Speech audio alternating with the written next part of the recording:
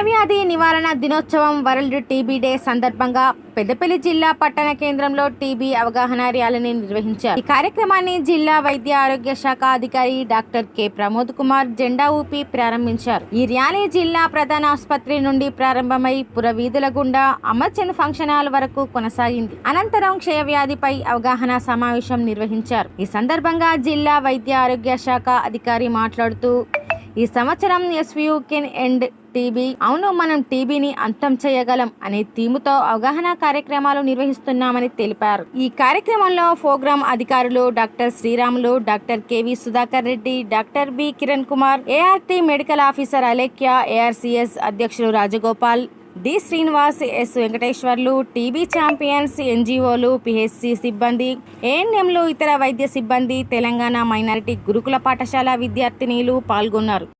Good morning. ఈరోజు మనం ప్రపంచ టీబీ నివారణ దినోత్సవం చేస్తున్నాం.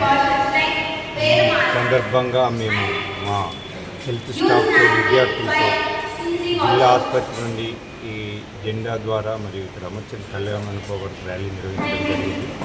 ముఖ్యంగా ఇందులో ప్రజలకు అవగాహన కల్పించడం యొక్క ముఖ్య ఉద్దేశం. మీకు తెలుసు అందరికీ టీబీ అనేది మైక్రోబ్యాక్టీరియం ట్యూబర్కులోసిస్ అనే బ్యాక్టీరియా ద్వారా వస్తుంది.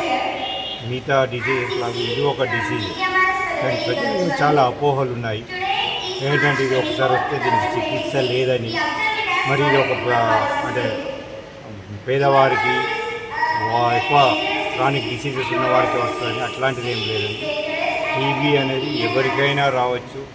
మళ్ళీ శరీరంలో ఊపిరితిత్తులకే కాకుండా ఏ భాగానికైనా టీబీ సోకే అవకాశం ఉంది. కనుక ఇది అందరూ గమనించగలరు. అదేవిధంగా టీబీ ఒకరి నుండి ఒకరు చూసుకుంటే టీబీ సోకిన వ్యక్తి తగ్గినప్పుడు ఆ యొక్క క్రిమి మన యొక్క లాలాజలం ద్వారా, చెమట ద్వారా బయటకు వస్తుంది. అది ఎయిర్లో ఎంటర్ అయ్యి ఎయిర్ డ్రాప్లెట్ ద్వారా ఒకరి నుండి ఒకరు సోకే అవకాశం ఉంది. ఇది ఎవరికైనా రావచ్చు. ఇది అన్నింటినీ ముఖ్యంగా అందరూ గమనించగలరు.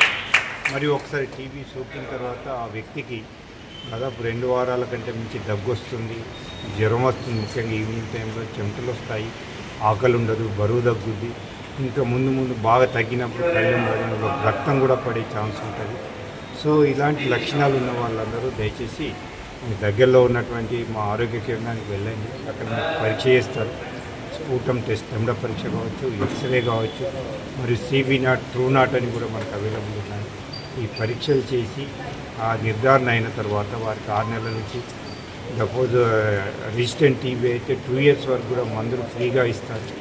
అంతేకాకుండా రోగికి సపోర్ట్ ఉండడానికి కొరకు న్యూట్రిషన్ సపోర్ట్ కొరకు గవర్నమెంట్ ప్రతి నెల 1000 రూపాయలు కూడా ఇస్తుంది. సో ఇవన్నీ ఫెసిలిటీస్ ఉన్నాయి కూడా దయచేసి గమనించండి. ఇంకొకటి ఏంటంటే ముఖ్యంగా ఎవరికైతే రోగనిరోధక శక్తి తక్కువ ఉంటుందో, స్పెషల్లీ షుగర్ పేషెంట్లు, హెచ్ఐవి పేషెంట్లు, ఇంకా క్రానిక్ డిసీజెస్ ఉన్నవాళ్ళు, వీళ్ళందరూ కూడా తప్పకుండా రెగ్యులర్గా చిన్న లక్షణం కనిపించగానే పరీక్ష చేసుకోండి. అదేవిధంగా కేంద్ర ప్రభుత్వం ద్వారా, రాష్ట్ర ప్రభుత్వం ద్వారా ఈ యొక్క టీబీని అంతమొందించడానికి ఈ కంకణం కట్టుకున్నారు 2030 వరకు. దానిలో భాగంగా టీబీ ముక్త అభియాన్ అనే ప్రోగ్రాం తీసుకోవడం జరిగింది. ఫస్ట్ ఫేజ్లో కూడా మన జిల్లాలో తీసుకున్నాం. దాదాపు 1400 పైన మనకు కొత్త కేసులు వచ్చాయి. అదేవిధంగా సెకండ్ ఫేజ్ మనకి ఈ రోజు నుంచి స్టార్ట్ అవుతుంది, 100 రోజుల కార్యక్రమం. ఇందులో కూడా ప్రతి ఎవరైతే అనుమానించారో వాళ్ళందరూ స్క్రీన్ చేసి లక్షణాలు వాళ్ళందరూ వారికి పరీక్ష చేయడం జరుగుతుంది. అదేవిధంగా దాని నిర్ధారణ అయిన తర్వాత ట్రీట్మెంట్ కూడా ఇవ్వడం జరుగుతుంది.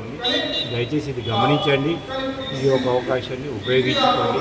ఈ టీబీ నియంత్రించడంలో మనందరి పాత్ర ఉంది. దానికి మనం కంకణబద్ధులై ఉండాలని ఈ సందర్భంగా అందరికీ వినియోగించుకుంటున్నాను.